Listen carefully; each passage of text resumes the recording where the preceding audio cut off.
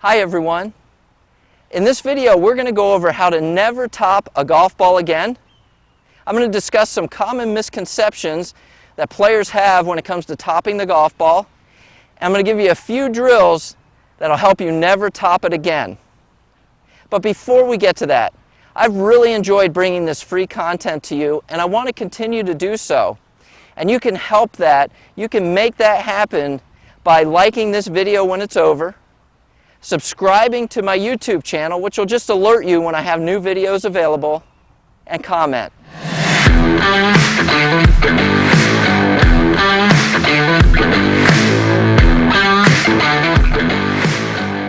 Okay, so let's start by going over a few misconceptions that players have when it comes to topping the golf ball.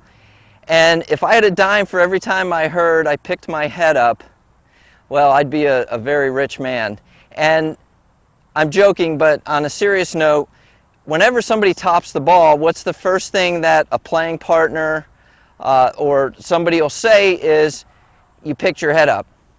And I'm here to tell you that it is very rarely that the player picked their head up. I'm not going to say it never happens. There's times where people early extend, which is a fancy word for standing up as they hit the golf ball.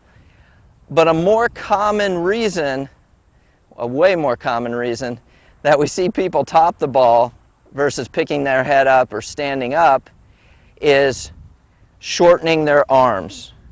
So you've seen it when you see people at the golf ball or flip at the golf ball. You see the chicken wing of the lead arm. Remember, I play left-handed, so my lead arm is going to be my right arm. But these are the reasons, the most common reason, that players top the golf ball. So let's take a little deeper look at this, or a little deeper dive. So hopefully you all understand the radius of a circle or the radius of an arc. So this club is creating an arc when it swings from waist high back to waist high. And if I can keep that radius, I am going to hit the ground under the golf ball, which we know is important to getting the ball to hit the club face or scratch some grass under the ball or get some interaction with the turf under the golf ball. So that'll make it much easier for that to happen. But on the flip side of it, what we see is we see people actually shorten that radius. So you can see as I shorten my arms coming through, as I flip, as I create a chicken wing, we see that radius shorten, and that's where a lot of the most of the tops that we see come from. And I'll have students on video camera, oh yeah, you know, so-and-so says I always lift up, I always pick my head up, and I'll put them on my camera, slow motion, and we see them through impact, and they keep their head down beautifully, but what do we see? We see the arm shorten, we see a scoop, we see a chicken wing, and as a result, we see them top the golf ball. Okay, so that is the fault. What's the fix? How can we get into a solution here?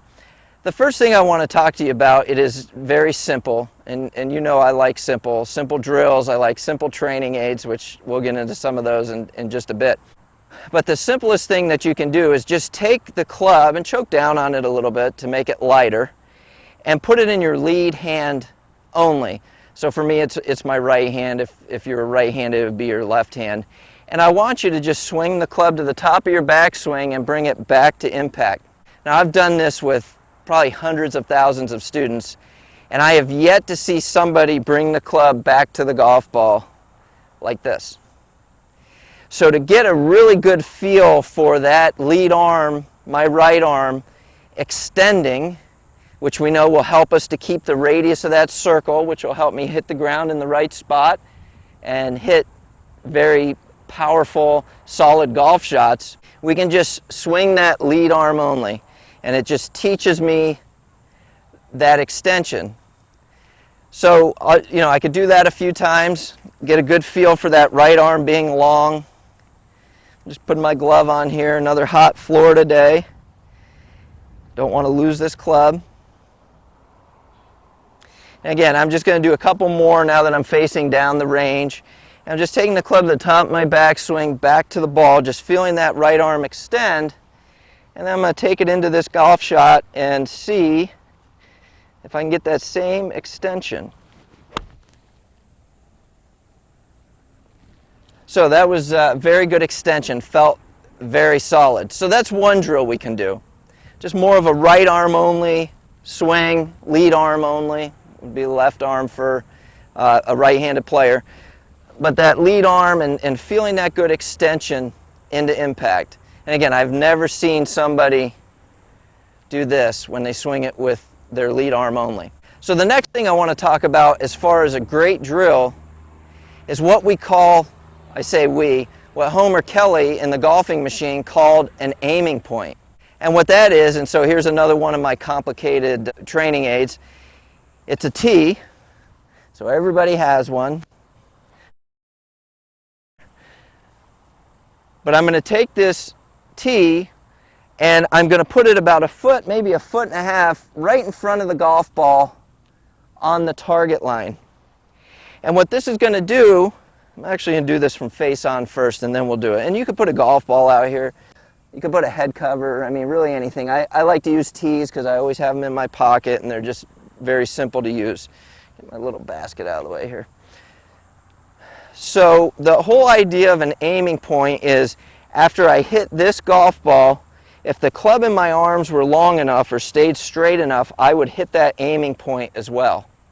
And I like because it transitions to the golf course very well. And what I mean by that is when you're out there playing, you don't have a tee in the ground, but you can just pick a piece of grass, an old divot, a leaf, something lying that you can use as your aiming point. So if I really work on extending through impact, you see how I'm keeping that radius constant, I can reach out for that aiming point and feel like I'm going to take that tee right out of the ground after I hit this golf ball. So an aiming point would be the second drill that I would have you use when you're on the range practicing. You know you're somebody who shortened your arms, you've seen a chicken wing on camera and you want to get rid of it. These are some great ways to do it. Remember, first way, right arm only swing, lead arm only. The second way, using an aiming point. And so I'm going to hit a ball doing this. So I've got a tee about a foot, maybe foot and a half, right in front of the golf ball.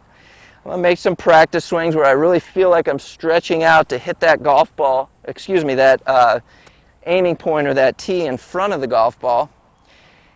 And now I'm just going to put it into practice. So again, a very solid shot. I could definitely feel the extension of my arms as I was reaching out to take that tee in front of the golf ball out of the ground. So those are two ways. Again, lead arm only swings, an aiming point, taking a tee, whatever golf ball, putting it out in front of the golf ball that you're going to hit, extending your arms, that if they were long enough, they would, and the club was long enough that you would take that tee or that aiming point out of the ground as well. Now the last one is a drill that I like to do, and it's called a long arms drill. And what that is we make about half or 3/4 of a backswing. I'm going to swing halfway through and I'm going to stop when my arms in the club are parallel to the ground. So you can see that I have long arms. And I've done this with students. I've done it with other teachers where we'd have what we call long arm competitions. So when we finish our golf swing after we hit a golf ball, whose arms are the longest? And it's just kind of a fun way to practice. Now, if we think about this practice a little more, what it really is we're practicing a punch shot.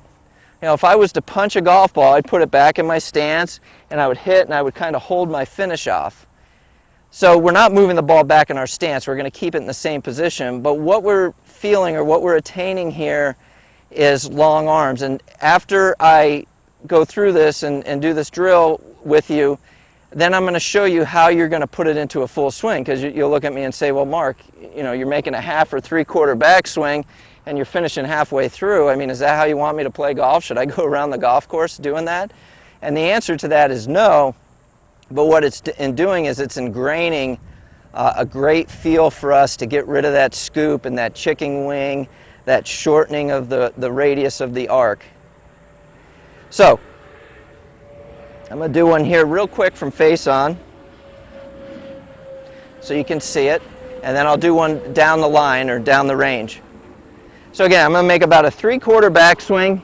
I'm going to hit the ball and I'm going to stop halfway through my follow through. when my arms are parallel to the ground and the club is parallel to the ground. And again, it's just a long arms drill. So I'm halfway back, hit the ball, and stop.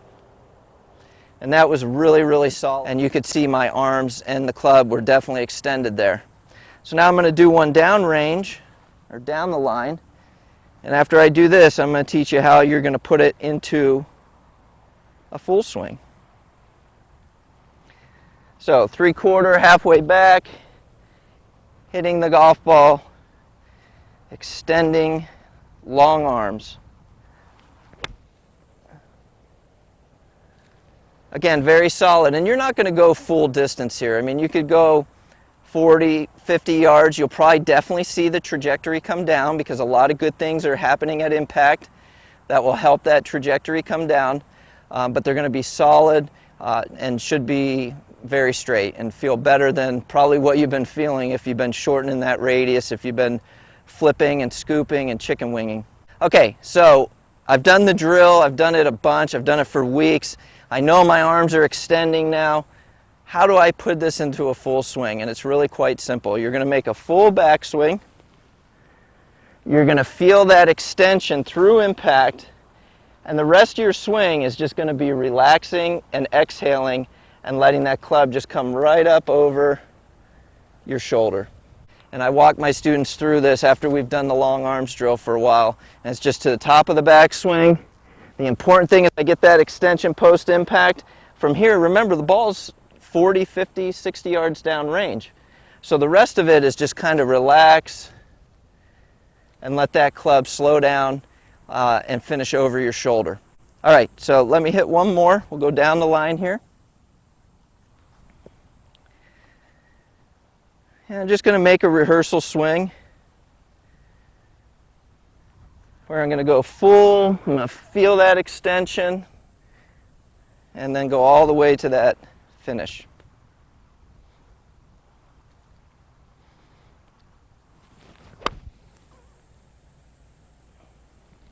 And again, very solid, felt very extended, but this time I put it into a full swing. I didn't stop halfway through. I just exhaled, I relaxed, I let that club finish up over my shoulder. So now you understand why you top the golf ball, and I gave you 3 very solid drills to never top the golf ball again. Remember, the first one was lead arm only swings, feeling that lead arm extend through impact and stay nice and long, not chicken winging. The next one was the aiming point, putting a tee or a ball in front of the ball that you're going to hit, and just if your arms and the club were long enough, you would hit that aiming point as well. And then the last one was a long arms drill where we go 3/4 back and I finish with my arms extended on the front side as much as I possibly can, kind of like hitting a punch shot. So I hope you enjoyed this video. I have 2 more playing here right now that I promise will continue to help you improve your game. And remember, please like, subscribe to my YouTube channel, and comment.